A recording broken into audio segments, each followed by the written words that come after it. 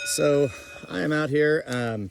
We were watching a video on how to judge the size of a tree. We are going to measure that tree right there, and we're going to get pretty dang close. We watched a video with Wilson Forestry Lands. So shout out to Wilson Forestry Lands. My kids loved your video, mainly because they wanted me to make fun of you. At the start of this video, we thought the guy was going to be pretty dry, but he was actually pretty funny in a very dry way. He made a lot of jokes through the video, so the kids thought I should act out his jokes that he made. So what we're going to do, I'm going to use this yardstick with a deer antler on it. It's my walking stick, to measure that tree and get fairly close with an estimation of how tall that tree is. Now, he showed us we take this stick, and what we will do is hold it at arm's length where you get a 90-degree angle, okay, from the stick, well, I can't do that, the stick to your eye until you can walk backwards. I'm gonna have to flip this over, pause there.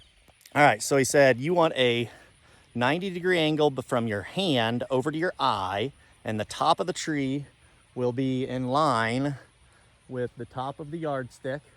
All right. Oh, I gotta raise my hand up because my hand has to be straight in front of my eye, and then I walk forward until my hand is at the base of the tree, and it says to, if you're doing this, I'm using a deer antler. Poke yourself in the eye. You guys are gonna end up with a teacher with an eye patch because you always wanted a pirate as a teacher, right? It'd just stick around a little while. If I would have climbed this tree, I might have a broken leg, and then I'd have a peg leg. I'd be a real pirate. But anyway, I'm gonna hold this out like so, all right? I'm gonna start walking for it now.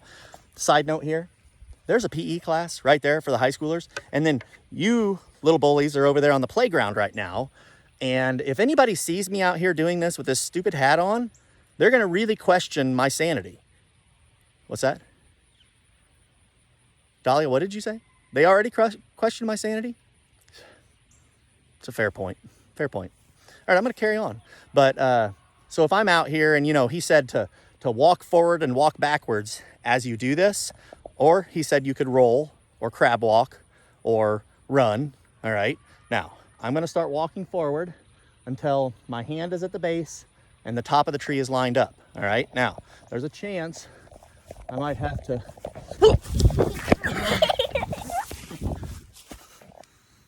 do a roll. Now, when they saw that, they definitely questioned my sanity. Now I'm gonna have grass stains on my shirt, and Mrs. Ames and Mrs. Popish, they're gonna make fun of me. But anyway, luckily I'm safe with my Terrace Coal hat on. Shout out to Terrace Coal Company. I got a really long nose. Is it really that pointy? All right, now I'm gonna keep walking forward.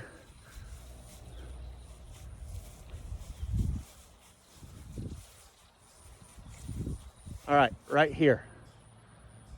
I feel like I'm too close. Now, one of my steps is about 3 feet. So a big giant step. So I'm gonna take steps, count how many steps, and then multiply by 3 feet. Okay? So, hold there.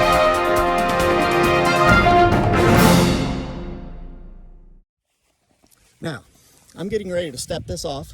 And when you step this off, you should really have some 12 ounces of ice cold soda cherry blast pleasure to nourish you with an Alani.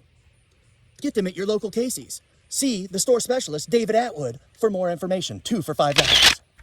All right, now I'm pretty well nourished. This hat has no inside to it. I don't know where it is, so it keeps falling, but I'm gonna start my steps. I've marked my starting spot here, and we're just gonna take giant steps and count them out. Now, as we're standing here, this tree, I have actually been 1/4 of the way up this tree because there's an owl house there that I put up. Used to have a trail camera on it to try to catch the owl coming in and out, but I had a ladder out here, and I tried to climb up it in the winter one time and slipped and almost died. And while it would have been a cool way to remember Mr. Davis, that lesson that he did where he climbed a tree and broke his neck, he was a nice man, like a moment of silence for Mr. Davis. That would have been a way to be remembered and go down in history, but it's not really how I want to go. So, but once we find out the total tree height, we could divide it by 1/4 and find out how high I was when I almost plummeted to my death. All right, let's go. 1, 2, 3, 4, 5, 6. I'm pretty sure there's a teacher standing at PE class looking at me at high school PE. What is that guy? How many was that? 6? 7, 8, 9, 10, 11, 12, 13, 14, 15, 16, 17, 18, 19, 20, 21, 22. Now, side note, on this tree we have poison ivy growing right here. We also have a little baby oak tree right here. You could tell me what kind of oak tree that is. My stupid hat. You could tell me what kind of oak tree. And we also have a little invasive species here, which is our little, this is actually an autumn olive. But yeah, fun fact, I don't remember what number I got to.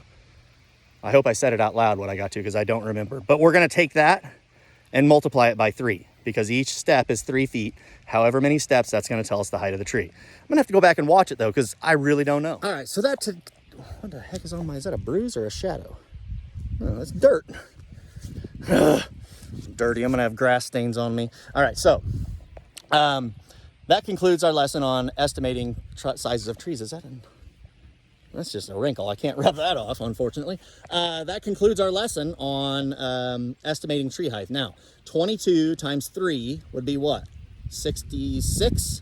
So 66 feet. Let's walk back and see if we think that's accurate. I really actually thought it was higher than that.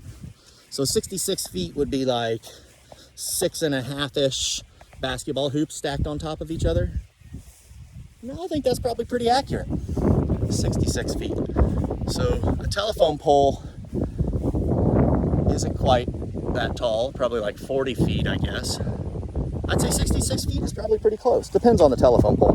Now, Westland's dad would scold me here for calling them telephone poles, because they're not telephone poles, they're power poles, because they carry power, not telephone wires.